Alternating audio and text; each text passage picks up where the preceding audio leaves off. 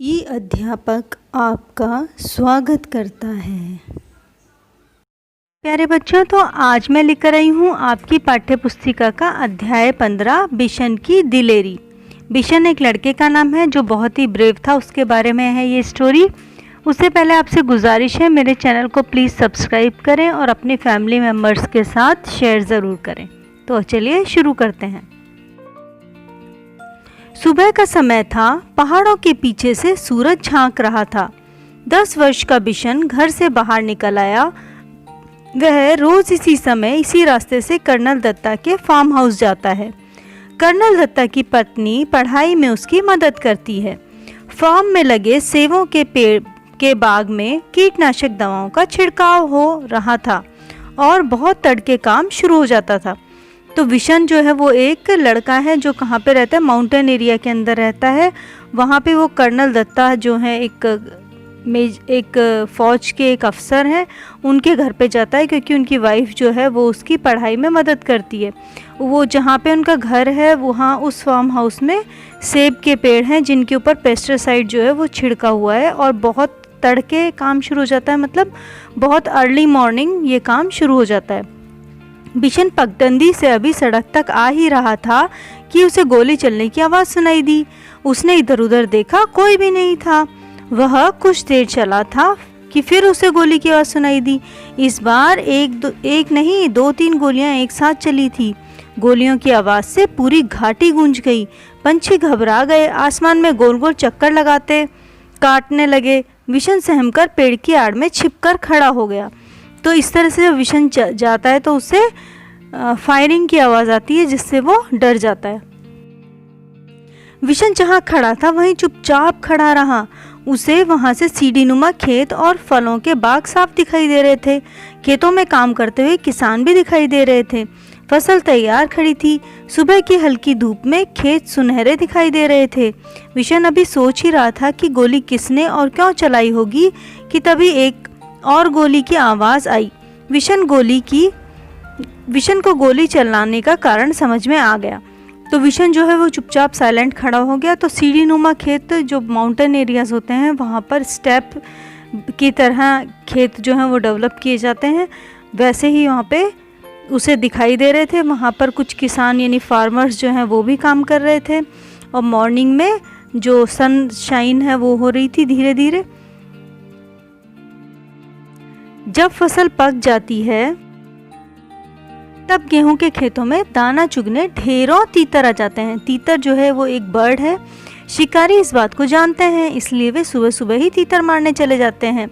पिछले साल भी शिकारियों ने इसी तरह से बहुत तीतर मारे थे। कुछ तीतर तो वहां उठा ले गए, बाकी वहीं छोड़ गए। खेतों को काटते समय किसानों को बहुत से मरे और जख्मी तीतर मिले। तो जख्मी मीन्स इंजर्ड। वो जब गोली चलाते थे तो कुछ तीतर जो हैं वो जख्मी हो जाते थे। बिशन ने सोचा कितने दुख पहुंचाने वाला काम करते हैं शिकारी। वह समझ गया कि शिकारी ही तीतरों पर गोलियां चला रहे हैं, इसीलिए वह पेड़ों के बीच से निकलकर खेतों के किनारे किनारे चलने लगा। वह चलते चलते सोच रहा था कि इन शिकारियों को सबक सिखाया जाना चाहिए, लेकिन उन्हें कैसे सबक सिखाया जाए यह उसकी समझ में नहीं आ रहा था। तभी उसके पाँवों के पास सरसराहट सी हुई। मीन्स उसे लगा कि उसके पाँवों के पास कोई चीज़ है। उसने देखा एक घायल तीतर गेहूं की बालियों के बीच में फंसा छटपटा रहा है। गेहूं की बालियां मीन्स जब गेहूं की फसल क्रॉप जो है वो डेवलप होती है तो ऊपर जहाँ पर गेहूं आते हैं उसे बालियां कहते हैं।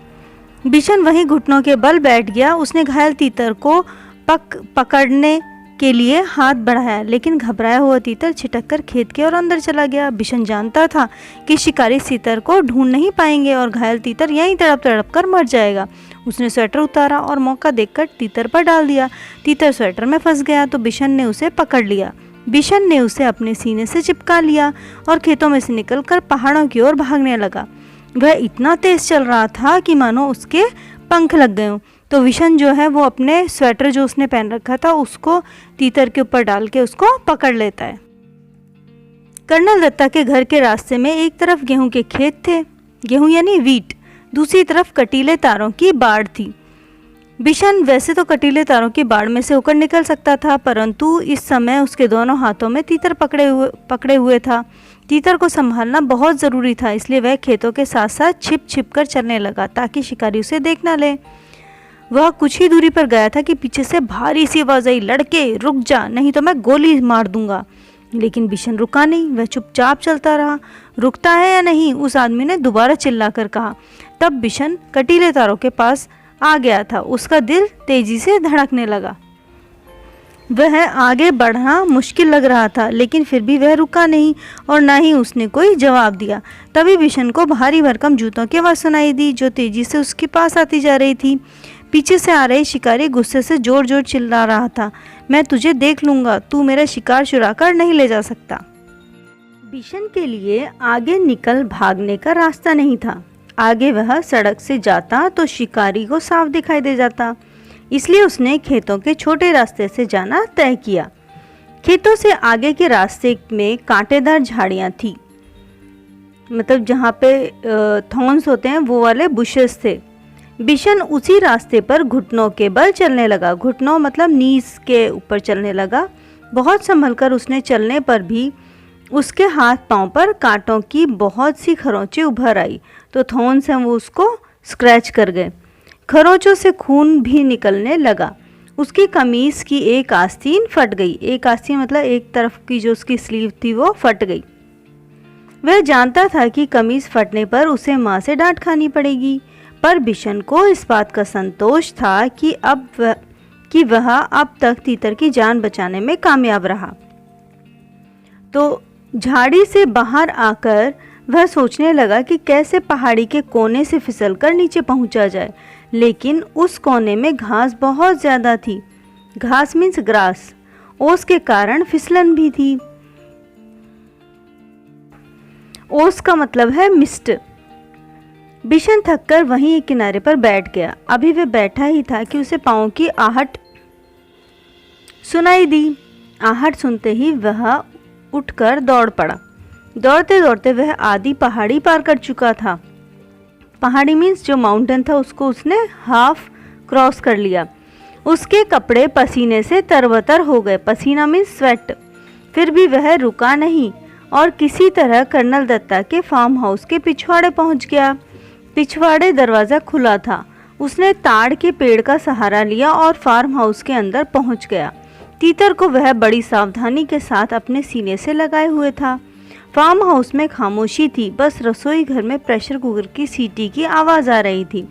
मुर्गियां अभी अपने दड़बे में थी और गुलाबचंद सामने बरामदे को साफ कर रहा था। ये सब क्यों हो रहा था? क्योंकि मॉर्निंग का टाइम था।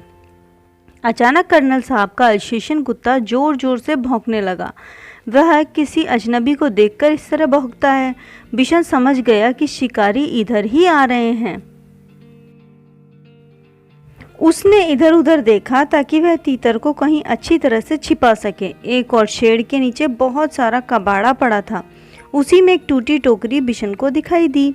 ये ठीक है सोचते हुए उसने तीतर को टोकरी में रखकर स्वेटर से ढक दिया। घायल तीतर घबराया हुआ था, इसीलिए वह चुपचाप पड़ा रहा। तीतर को छुपाने के बाद बिशन ने सोचा कि अब वह बाहर जाकर देखना चाहिए, पर शिकारियों के सामने भी नहीं पड़ना चाहता था। इसीलिए उसने छत पर चढ़कर बैठना ठीक समझा। बिना सीढ़ी के छत पर चढ़ना उसके लिए बहुत आसान काम था। वह अक्सर इस शेड की ढलवा छत के सहारे ऊपर चढ़ जाता था।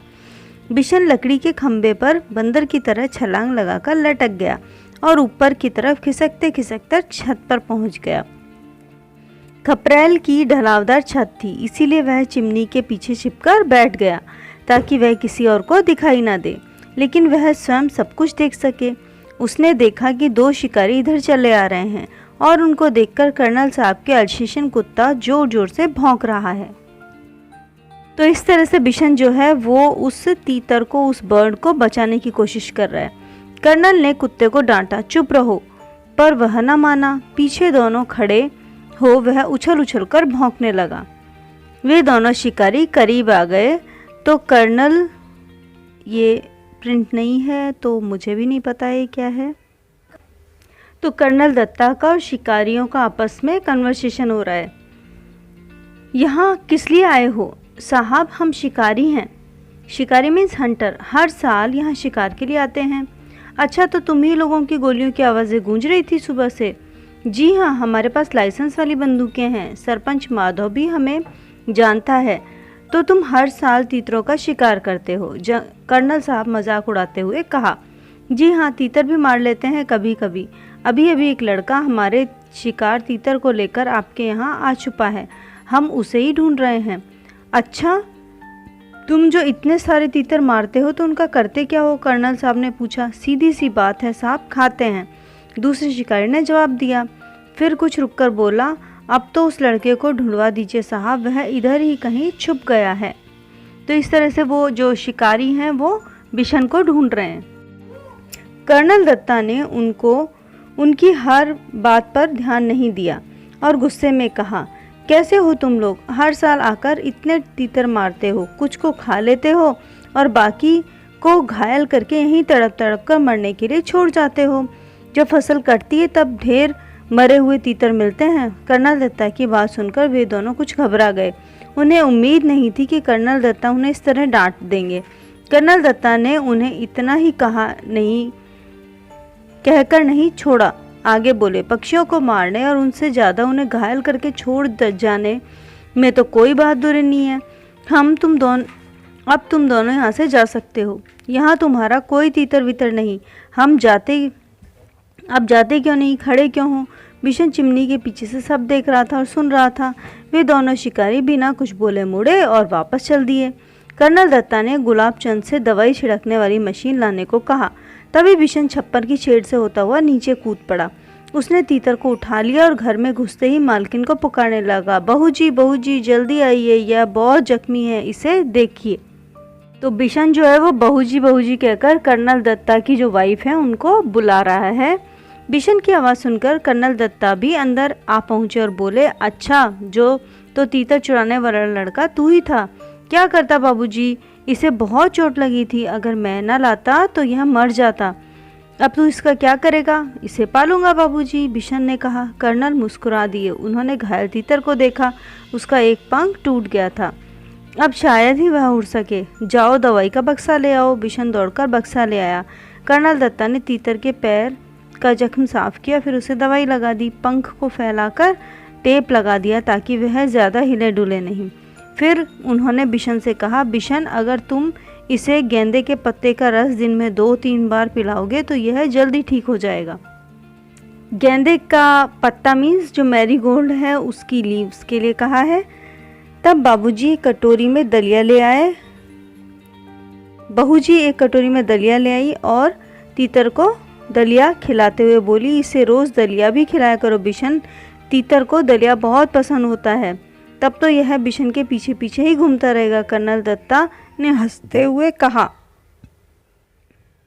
अच्छा बिशन, तुम जानते हो तीतर कैसे बोलता है? बहू जी ने पूछा। बिशन ने अपने हाथों को मुंह के ऊपर रखकर तीतर की आवाज़ निकाली, quack quack quack. Colonel Datta ठहाका मारकर हंस पड़े। बहू जी भी मुंह पर पल्लू रखकर हंसने लगी। बिशन भी हंसता हुआ हिरन की तरह छलांगे लगाता तीतर के साथ यहाँ से वहाँ घर की ओर भाग चला। तो इस तरह से स्टोरी ख़त्म होती है। इसमें बिशन है वो एक तीतर को बचाने का काम करता है, वहीं कर्नल दत्ता जो है वो शिकारियों को डांटते हैं कि उनके द्वारा किया गया शिकार जो है वो अच्छा नहीं है, और बहू जी जो हैं वो उसको बिशन को बताती हैं कि तीतर को पालना कैसे। इसी के साथ ये अध्याय समाप्त होता है। आशा करती हूँ आपको अच्छा लगा होगा। प्लीज़ मेरे चैनल को सब्सक्राइब ज़रूर करें। हमारे चैनल को सब्सक्राइब करना ना भूलें। धन्यवाद।